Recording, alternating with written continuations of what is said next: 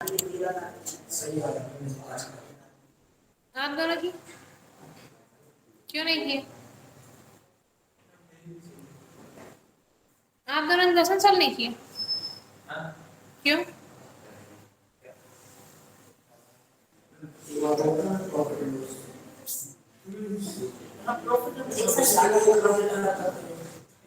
आप एसकेप से बेच जाते हैं, बैलेंस शीट चेक करना है तो आप बी प्रेस करते हैं, और प्रॉफिट एंड लॉस चेक करना है तो आप यहाँ पे पी प्रेस करते हैं। कर लेंगे तो आप लोगों ने किया क्या नहीं होता?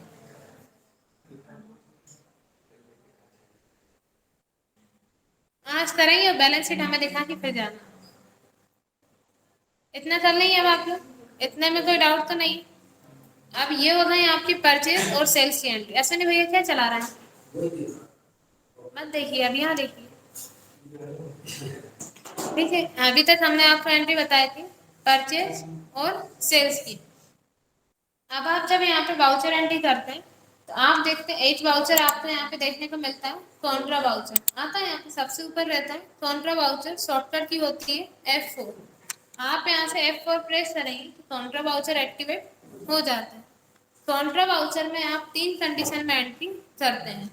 कॉन्ट्रा वाउचर में सिर्फ 3 कंडीशन रहती है जिसमें आप कॉन्ट्रा वाउचर में एंट्री करते हैं। सबसे फर्स्ट रहती है cash deposit by bank, bank में कैश जमा करने पर। जब भी आप बैंक में नकद जमा करते हैं तो आप एंट्री किस में करते हैं? कॉन्ट्रा वाउचर में। सेकंड रहती है cash withdraw for bank, bank से कैश निकालने पे। जब भी आप बैंक से कैश निकालते हैं तो एंट्री आप करते हैं कॉन्ट्रा वाउचर में। और थर्ड होती है रखा हुआ चेक बैंक में जमा करने पे। अब 2 कंडीशन तो आपको समझ में आ रही होगी, बैंक में कैश जमा करना और बैंक से कैश निकालना, ये तो नॉर्मल ट्रांजेक्शन रहते हैं। थर्ड होता है रखा हुआ चेक बैंक में जमा करना। अब रखा हुआ चेक क्या होता है?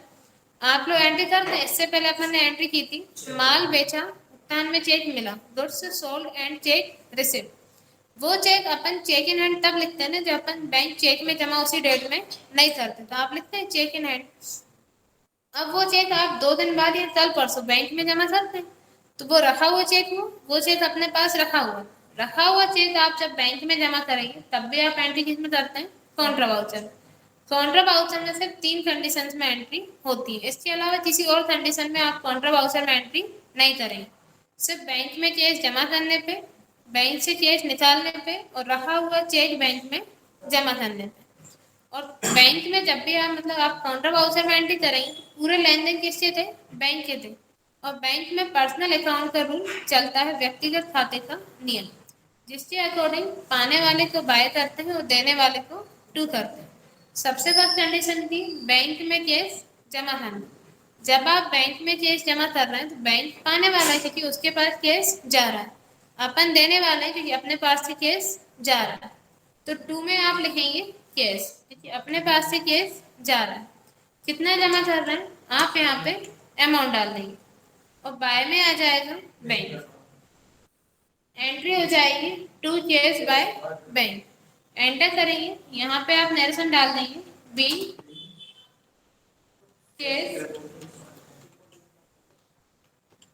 डिपॉजिट बाय बैंक और एंटर करके आप इसको यहाँ पे सेव कर देंगे।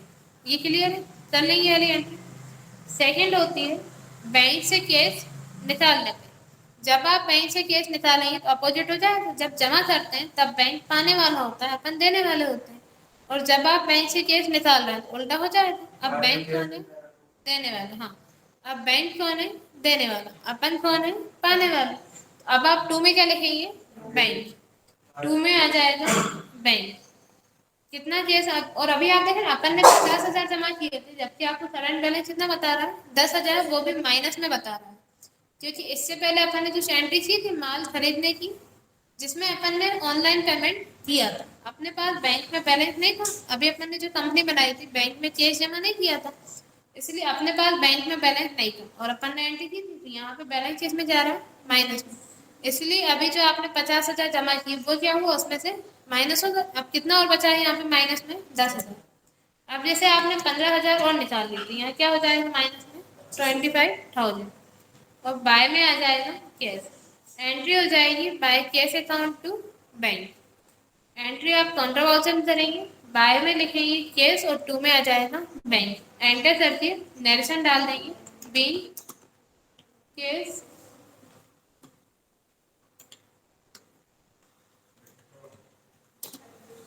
Withdraw for bank. एंटर करके आप इसको यहाँ पे सेव कर देंगे, कर लेंगे दोनों एंट्री। और थर्ड आपकी रहती है रखा हुआ चेक बैंक में जमा करने पे, तब भी आप एंट्री किसमें करते हैं, कॉन्ट्रा वाउचर में। अब आप रखा हुआ चेक बैंक में जमा कर रहे हैं तो बैंक पाने वाला है, अपन देने वाला है, लेकिन अब अपने पास से केस नहीं जा रहा, क्या जा रहा है, चेक। अब आप बैंक में चेक जमा कर रहे हैं तो टू में आप लिखेंगे चेक इन हैंड। चेक आपके पास कितने का है, 60,000 का। अगर पूरा जमा कर रहे हैं तो आप अमाउंट डाल देंगे यहाँ पे 60,000, और बाय में आ जाएगा बैंक। एंट्री हो जाएगी by bank account to cheque in hand. Enter करेंगे, नरेशन डाल देंगे, बी चेक डिपॉजिट बाय बैंक, और एंटर करके आप इसको यहाँ पे सेव कर देंगे। अब इन तीनों एंट्री में कोई डाउट हो तो पूछ लीजिए। कॉन्ट्रा वाउचर में आप सिर्फ 3 कंडीशन में एंट्री करते हैं, बैंक में कैश जमा करने पे, बैंक से कैश निकालने पे, और रखा हुआ चेक बैंक में। पहले हम बोल दें, आप बीच में मत बोला कीजिए, पूरी लाइन खत्म होने के बाद बोला कीजिए। अब बोलिए।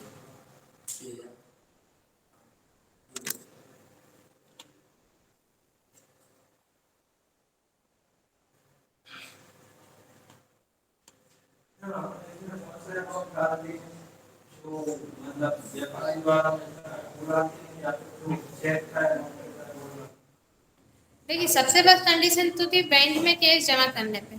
आपके अपना बिजनेस है, आप अपने बिजनेस में बात कर रहे हैं जिसमें आप टैली में एंट्री कर रहे हैं, जो आप बिजनेस चला रहे हैं वो आपका अपना है। अब जैसे आपका रोज का लेन देन है, आप माल बेचते हैं, आपको कैश मिलता है। अब आपको जैसे केस मिल रहा है, अब आपका केस रखा हुआ है 50,000, तो आप सोचते हैं केस रखा रहेगा, इससे अच्छा आप उसे बैंक में जमा कर दें। तो आपका अपना केस है, मतलब बिजनेस का है ना, आप उसे बैंक में जमा कर रहे हैं, तो आप यहाँ पे एंट्री काउंटर वाउचर में कर देंगे। बाय में आ जाएगा बैंक, टू में आ जाएगा केस। फिर नेक्स्ट रहता है बैंक से केस निकालने पे। अब आपको जैसे जरूरत लग रही है तो आप बैंक से केस निकालते हैं, तब आपको एंट्री किसमें करना है, काउंटर वाउचर में। टू में आ जाएगा बैंक, बाय में आ जाएगा केस। और थर्ड कंडीशन होती है रखा हुआ चेक बैंक में जमा करने से। अब आपने माल बेचा था, आपको चेक मिला था, अब जैसे सामने वाले पर्सन ने आपको चेक दिया 50,000 का, आप 50,000 से चेक बैंक में जमा करेंगे, मतलब 2 दिन बाद या 3 दिन बाद 50,000 से करेंगे, तो आप अमाउंट कितना डाल देंगे, 50,000। और जैसे आपको 2 चेक मिले थे, एक आपको मिला था 50,000 का, एक आपको 30,000 का, टोटल आप कितने का चेक जमा कर रहे हैं, 2 चेक जमा कर रहे हैं 80,000 का, तो अमाउंट 80,000 आ जाएगा। अब वो आप कितने चेक जमा कर रहे हैं, कितने अमाउंट का आप चेक जमा कर रहे हैं, वो अमाउंट आपने यहाँ डालना है। और जो चेक आपको मिल रहा है, अब वो व्यापारी का नहीं है, अब वो आपका अपना है, बिजनेस का है, तो आप वो जमा कर रहे हैं। सामने वाले व्यापारी ने तो आपको केस चेक दे दिए, अब वो किसका है, अपने बिजनेस का, अब वो चेक बैंक में जमा कर रहे हैं। तो कितने का चेक जमा कर रहे हैं वो उसका अमाउंट देख के आप इसमें डाल देंगे। क्लियर है, कर लेंगे तीनों एंट्री। कोई डाउट हो तो पूछ लीजिए, आ जाएंगे। ठीक है, क्वेश्चन लिख लीजिए।